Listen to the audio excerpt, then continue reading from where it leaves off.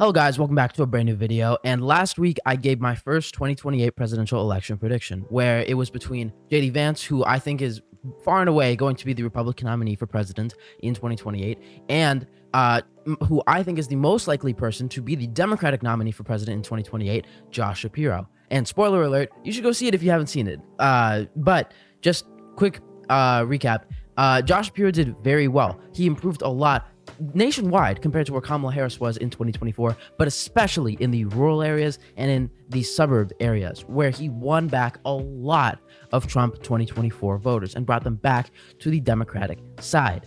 Now I'm going to be covering my prediction for the second most likely Democratic nominee for president in 2028, that being Gavin Newsom. In contrast to Josh Shapiro, he is who I think the Democrats need the least. He is one of the worst candidates that I think Democrats could nominate because he is what the Democrats do not need. He is a California governor who is unpopular, who can be seen as elitist, and JD Vance can just run on, he will turn our country into California, and that will help JD Vance. I think Gavin Newsom could do marginally better than Kamala Harris, but overall, he is just a significantly weaker candidate than Josh Shapiro. And as it stands now, I do not think he would be in a good position to win the presidency. So let's see it all mapped out. Starting off with the safe states for Gavin Newsom, I picked Gretchen Whitmer as his vice president just because I think that could help fill out a lot of the Rust Belt support that he could be lacking. Because I think his best pathway to the presidency would probably be through the Rust Belt. And then for JD Vance, I picked Marco Rubio. I picked him in the last video. I think he's just a great pick. He's charismatic, pretty moderate-ish, and that could really help him. And it gives him a lot of support with Latinos since Marco Rubio is Latino. So let's get started. So the safe states for Gavin Newsom are California. Oregon is kind of barely on that line since it was barely under 15 in 2024. And since it is trending to the left, and I think Gavin Newsom would do a bit better than Kamala Harris overall, I think it would be safe. Then I've got Washington, DC, Maryland, Massachusetts. Delaware is kind of on that line, but I think it's barely safe. Then Connecticut, Vermont, and Maine's first, and Hawaii. So that's it. 116 electoral votes. That's not very good. Then we got JD Vance, Utah, Idaho, Wyoming, Montana, North Dakota, South Dakota, Nebraska at large, Nebraska's third. Kansas is barely on that line, but I think it's just barely safe. So just barely over 15. Missouri, Oklahoma, Arkansas, Louisiana, Mississippi, Alabama, Tennessee, Kentucky, West Virginia, and Indiana. Oh, and South Carolina and Florida as a cherry on top because they are trending to the right a lot. That puts JD Vance at 151 electoral votes already. You can see this is not going very well. Yeah. So now for the likely states for Gavin Newsom, or the states between 15 and 5%. I have Colorado, New Mexico. But here, like these areas are trending to the left, especially Colorado. I think it would barely trend to the left compared or shift to the left compared to 2024, probably like D plus 13, something like that. New Mexico, I think it would be a shift to the right compared to 2024. He would continue losing support amongst minorities. Wait, actually, Kamala Harris won this by 6, so I think he wins it by like 6.5. So that's a bit more of a shift to the left. He does a lot worse with minorities. He gains a bit in the suburbs, so that's barely enough for him to do a bit better here than Kamala Harris. We got Nebraska second. This is a area that's shifting to the left a lot, and Kamala Harris won it by around 4 points, so I think he gets it to around 5 to 6. That's not really saying much. Then you got Illinois. Honestly, I think this is probably under 10, which is crazy. Kamala Harris won this by 10, but it's trending to the right so hard that if the national environment does shift to the left just a little bit, that's not enough to stop its rightward trend. And I think it does trend to the right overall. A lot of the Chicago metro area just trends to the right a lot. Like it goes completely to the right. It shifted to the right by a ton in 2024, like Cook County especially, which is where Chicago is. And I think Gavin Newsom would only accelerate that.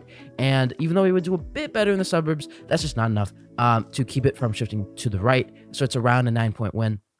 Then we got Minnesota. I think this is just barely over 5. I think he would do okay in the suburbs. He holds up there. And the thing with Minnesota Democrats is you just need to do okay in the suburbs and not completely fall off in Minneapolis and the rurals. So I think he barely does that, gets it to shift to the left a little bit compared to 2024, and he gets it to a likely margin. Then we got Rhode Island. I think this one is barely below 15. It went to Kamala Harris by around 13 points. And I think it goes to Gavin Newsom by a similar margin, maybe 12, 11, just because it's trending to the right a lot. And much like Illinois, I don't think he'll be able to really stop those trends just because of how little he's shifting to the country to the left compared to 2024. In a very similar scenario, we've got New York. Which is crazy that it's even a likely state. It went to Joe Biden by like 28 points, Hillary Clinton by a similar margin, and that's just because New York City and Long Island at large, that area, it's just shifting to the right like crazy. And Gavin Newsom would fall off with minorities, and he would not do well at all in urban areas, and he would really take a hit there. He could do a bit better upstate. Overall, it's not enough to stop the state's trends, and it's around an 11 to 10 to maybe even 9-point win. A 9-point win in New York and Illinois. Oh my God, this is bad. Then we got Maine. This is just a titanium state. It's not really moving in either direction, but since the national environment is shifting to the left just a little bit, I think it shifts to the left just a little bit. It's like D+8, something like that. And the final likely state for Gavin Newsom is the state of Virginia. I didn't include New Jersey.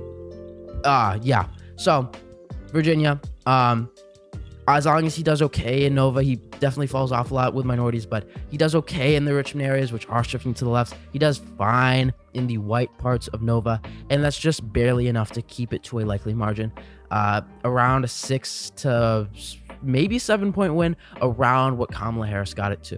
And now for the likely states for JD Vance and Marco Rubio. Starting off with the state of Iowa, I think Gavin Newsom could maybe shift it to the left just a little bit. He would probably fall off in the rural areas, but in the suburbs, he could do okay, which is just enough for it to shift to the left just a little bit, around R+12. Then we got Ohio. I think this is around like an R+ 11 to 12 win. So similar to Iowa, except JD Vance has a home state advantage here, which does help him. And since Gavin Newsom could do a bit better in the suburbs, like the Columbus area in Delaware County, in that area where it's very suburban, I think that just barely keeps it from like going to an R+12, R+13 win. It just does shift to the right a lot, because JD Vance gains a lot with minorities. He gains a lot in the rural areas, and just gains because of his home state advantage. And then we got Nebraska's first. This is an area that's shifting to the left. It's largely like the surrounding suburbs of the Omaha area, and that definitely does help Gavin Newsom. I do think the nation shifts to the left overall compared to 2024, so I think it is a shift to the left, and it's around like a R+11 win, to R+10, something like that.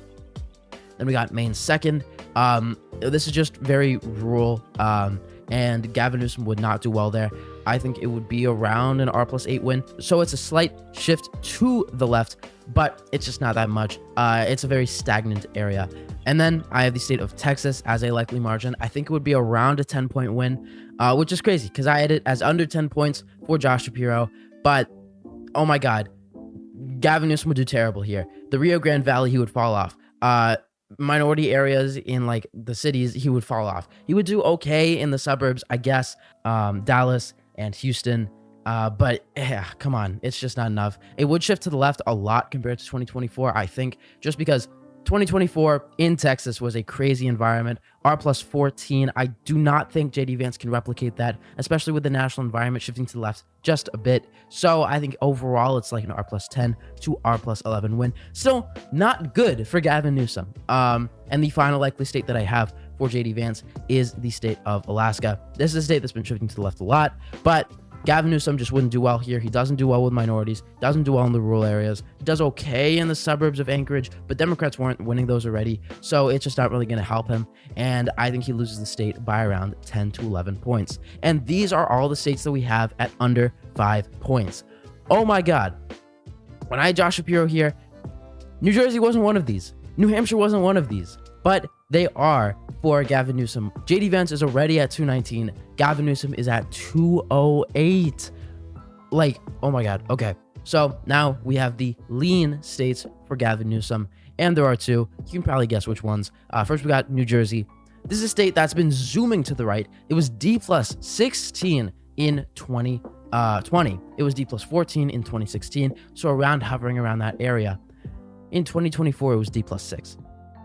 That's insane. And much like Illinois and New York, Gavin Newsom would do okay in the suburban areas, but in northern New Jersey, in the Newark area, in the area that borders New York City, in the area with tons of minorities, he would fall off amongst Asian minorities, amongst Black minorities, amongst Latinos, just complete fall off. And he would not do well here. I do think he can kind of keep the state from just zooming to the right again and going red, but it would not be a good win. It would not be a comfortable win. It would be like D plus 4, which is not good for a Democrat in New Jersey. And then we got New Hampshire. This was D plus 2 in 2024. And I think Gavin Newsom does a bit better here. They're very anti-incumbent, which is good for the Democrats since JD Vance would be in the incumbent party. And I think Gavin Newsom could do okay here. It is somewhat rural, but Gavin Newsom would do okay in like suburban areas with the white vote. And I think that would be just enough to get it to shift to the left, especially because the national environment would be shifting to the left. And Gavin Newsom would probably win the state by around 3 to 4 points. Still under a likely margin, which is just wow. And that's it for the lean Democrat states. None of the big 7 swing states are lean Democrat. That's a really bad sign. Now for the lean Republican states, starting off with Arizona. I had this one as like a toss-up between lean and likely because it was likely in 2024. But overall, I think Gavin Newsom can do just well enough in the Phoenix suburbs to get those areas to shift to the left just a bit. Even though JD Vance would do a ton better with minorities and Latinos, I think Gavin Newsom, along with the national environment, just overall shifting to the left, could get it to under 5 points, barely, like 4.9, 4.8 win, which is crazy because I had it as like R plus 3 for Josh Shapiro. Gavin Newsom would just do terrible here. Unless he picks like Mark Kelly as his vice president, I don't think he can get it very close. And if things get worse for him, it would probably get to likely. Then we got Nevada. This is an area that's been shifting to the right a ton. I think JD Vance probably wins Clark County, which is Las Vegas, which is where Democrats usually are supposed to get all their votes from alongside Washoe County. Gavin Newsom maybe wins Washoe, but Clark County, I think, goes to Vance probably in this scenario. He does better with Latinos.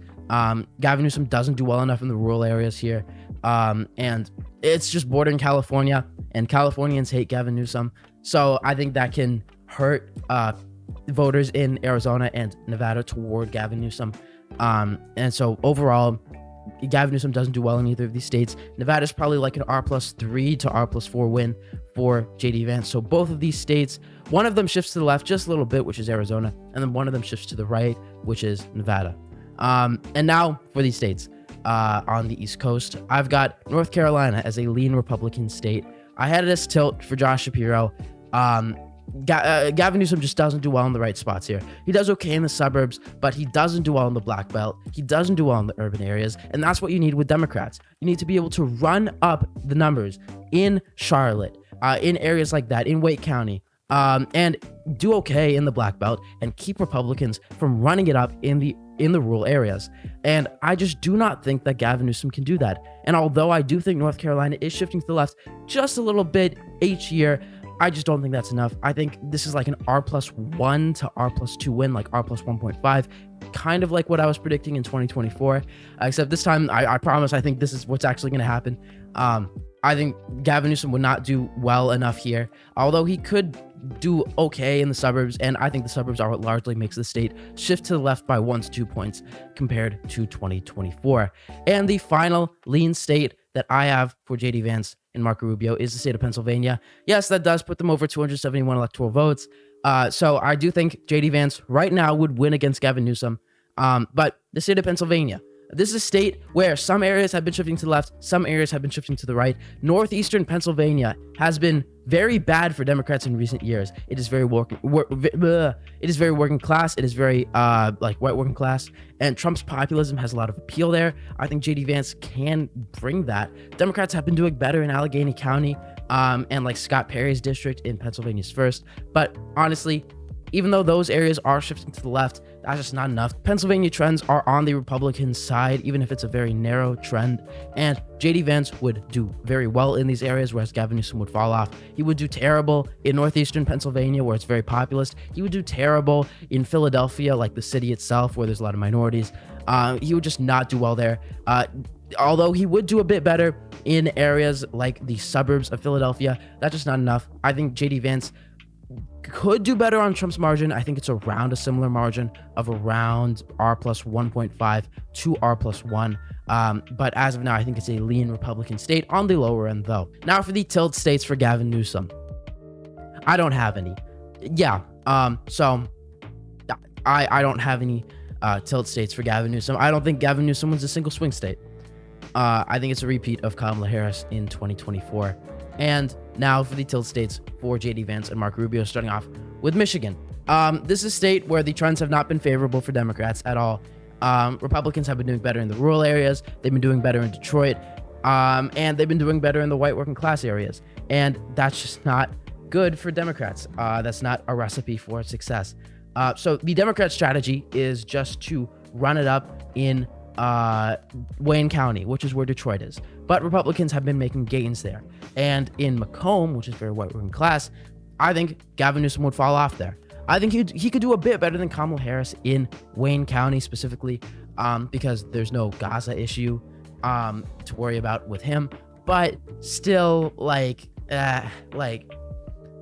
he would do okay in the suburbs of like outer Detroit, but it's just not enough. He would fall off in the white working class areas. He would not do good enough in Wayne at all to be able to win the state, and I think he would lose it. He would shift it to the left compared to 2024, I think, to where it's like an around R plus 0.8 win, something like that. But still, like, it's not enough. And I think JD Vance would pick up this state. And the next tilt state that I have for JD Vance is the state of Wisconsin. So in Wisconsin, there are a couple of notable parts. First, there is Milwaukee, then there's Dane County, and then there is like the driftless areas, which is like the rural areas here, which kind of border Minnesota and Iowa. And then you got the WOW areas, which are the suburbs that surround Milwaukee. And in order to win this as a Democrat, you've got to do okay in Milwaukee, get turnout good, do good in Dane, get turnout good there, run up the numbers in both these areas, make sure Republicans don't run up the numbers in the rural areas, and keep the vote kind of low in these suburbs called the WOW counties. And overall, the rural areas, especially the driftless areas, have been shifting to the right overall. And the city of Milwaukee has been too, but to a lesser extent. That might just be because of national environment and stuff like that. I think it's kind of negligible. And then you've got Dane County, which is shifting to the left, and the big one, the WOW areas, which are shifting to the left. These used to be Republican, like, hotspots. This is where the Republican votes usually came from, these suburbs. But as Republicans have started to fall off in the suburbs, so have they in the WOW areas. And I think this is where Gavin Newsom does good, the WOW counties. And if he can, like, keep down the Republican numbers there, he could do okay. But the driftless areas, he would do terrible in. Milwaukee, the city, he would do terrible in. Those would probably shift to the right quite a bit. Dane County, I think that would probably shift to the left. So would the WOW counties in like Dorr and stuff, which is right here on like the peninsula. But overall, I just don't think it's enough for Gavin Newsom. I think it would be a tilt margin. Wisconsin has never been in the 21st century over a tilt margin except for Barack Obama in 2000, in 2004, in 2016, 2020, and 2024. It was a tilt state. It was the only tilt state in 2024, I think, which is kind of crazy. And I think it would be a tilt state here for JD Vance. But I think Gavin Newsom could maybe win it here if he keeps the Republican numbers down in the WOW areas. He keeps Milwaukee from shifting to the right quite a bit. And he does okay in the driftless areas, but I don't think he would. And the final tilt state, what I think would be the narrowest state here, is the state of Georgia. I think Gavin Newsom could win Georgia, but that's a tough task. In order to win as a Democrat in Georgia, you've got to do well in the Atlanta area, you've got to get black turnout out, you've got to do okay in the Black Belt, and you've got to keep Republican numbers down in the rurals. And you've got to do okay in the, you've got to do good in the Georgia suburbs. And I think Gavin Newsom could do good in the Georgia suburbs. Those are shifting to the left quite a bit, but I think he would hurt in Atlanta and Republicans would run up the numbers in the rural areas, which is kind of like what happened to Kamala Harris and kind of like what it's like in Wisconsin. I think he could win this. I think he could win Wisconsin, but overall, I just don't really see it. I think JD Vance would start off as the favorite in these two states, and overall, he would start off as the favorite in the entire matchup and in every single swing state. So what have we learned? First of all, I think the popular vote would be around like R plus 0.5 to maybe Gavin Newsom wins it. Overall, I know it seems like I was being very critical on Gavin Newsom here. That's because I think he would be a bad nominee. I think Josh Shapiro would be much better. I think Wes Moore would be much better. Hell, I think Stephen A. Smith would be much better. He would just not be good. He would be just another California elitist to your average American, and he would not be able to do well, I do not think, unless he completely like turns around his favorability. Overall, I think he would be able to shift the nation to the left by around 1 point compared to 2024, but that's not what you need. That's not enough to be able to win. And I just do not think he would in 2028. So that's going to be my video. Thank you guys so much for watching. New videos coming out probably every week, maybe even more. We'll just have to see. On Tuesday, there is going to be a very important primary for Wisconsin superintendent. I'm not going to be live streaming that, but I might make a video on that and the results, because that might bode well for Democrats or Republicans in the Wisconsin Supreme Court election. If you want any races for me to cover, make sure to leave them down in the comment section below. Make sure to subscribe, like, it really helps out the channel. Thank you guys so much for watching the video. I'll see you in the next one. Have a good day. Bye.